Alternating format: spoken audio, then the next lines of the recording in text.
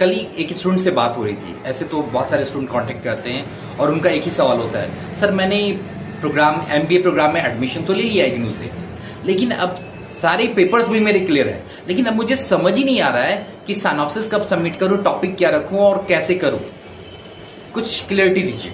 तो मैंने उनको कहा कि वैसे तो मैंने फोन पे आंसर भी दे दिया, फिर भी मैं आपके लिए सारे कॉन्सेप्ट क्लियर कर देता हूं। देखिए, आपको क्या होता है ना, एक यूनिक टॉपिक की जरूरत पड़ेगी, ठीक है, वैसा टॉपिक जो किसी ने सबमिट ना किया हो।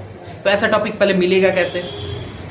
तो ये टॉपिक कहीं मिलेगा नहीं। अगर आप नेट से सर्च कर रहे हैं, कहीं से कॉपी कर रहे हैं, तो आप ही खुद सोचिए ना, क्या वो यूनिक है? जहां से आप ले रहे हैं वहां से कोई और भी ले सकता है, तो वो यूनिक टॉपिक नहीं है। आपको यूनिक टॉपिक आपके अकॉर्डिंग फ्रेम करने होंगे। चलिए, BCA MCA प्रोग्राम में कई बार वो एक्सेप्ट कर लिए जाते हैं, पर जितने भी अदर प्रोग्राम है लाइक MBA में बिल्कुल नहीं किए जाते हैं। वो आपको यूनिक टॉपिक आपके अकॉर्डिंग बनाने पड़ेंगे।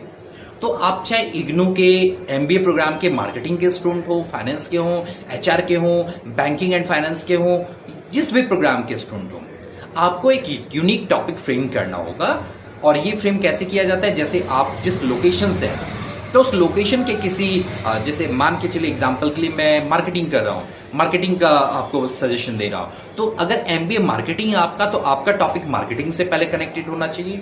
और अगर आप इग्नू RC जिस RC से रिलेटेड है उस एरिया से कनेक्टेड हो, तो बहुत ज़्यादा इम्पैक्ट होता है। आप ऐसे इंटरनेशनल लेवल पे या नेशनल लेवल पे टॉपिक नहीं सिलेक्ट करेंगे। लाइक ऐसा हो सकता है कि एक case study of marketing behaviour of XYZ limited और कंपनी एरिया का नाम, ऐसा।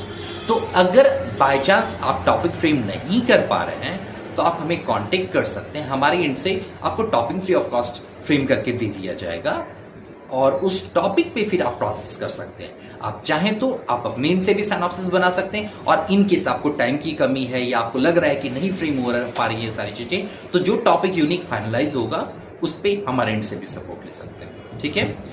अब जब टॉपिक फाइनल हो जाता है, तो उस टॉपिक को लेके आप अपने स्टडी सेंटर पे जाएंगे और गाइड के साइन ले लेंगे। इन केस स्टडी सेंटर पे गाइड नहीं मिल पाते, किसी वजह से सारे गाइड ऑक्यूपाइड होते हैं, तो आप अपने रेफरेंस से कोई भी ऐसा पर्सन जो आपके प्रोग्राम में मास्टर्स किया हो, उनके भी साइन ले सकते हैं, या फिर हमारे इनसे भी सपोर्ट लिया जा सकता है अगर हमारे पास अवेलेबिलिटी होगी गाइड की, तो ठीक है।